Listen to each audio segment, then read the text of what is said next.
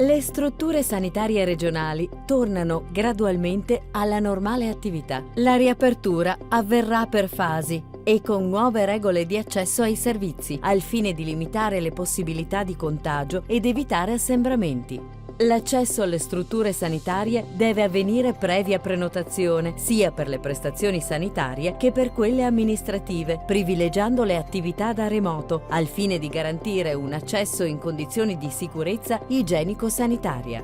L'ingresso in ospedale è consentito solo per reali situazioni di necessità. All'entrata, l'utente troverà un luogo in cui verranno verificate le motivazioni dell'accesso e accertato l'utilizzo di guanti e mascherine.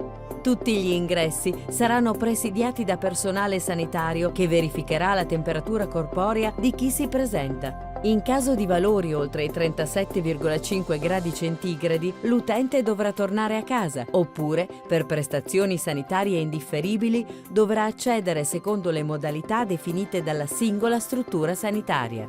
In caso di coda, gli utenti in attesa dovranno mantenere la distanza interpersonale di sicurezza di almeno 1 metro. Non sarà consentito l'ingresso di accompagnatori, fatta eccezione per minori, disabili o comunque non autosufficienti, persone fragili in genere o con difficoltà linguistiche. Al fine di evitare assembramenti, gli utenti potranno accedere all'ospedale con un anticipo di massimo 15 minuti rispetto all'orario del loro appuntamento. In tutti i locali delle strutture sanitarie va assicurata una distanza fra le persone di almeno 1 metro, specie negli spazi comuni.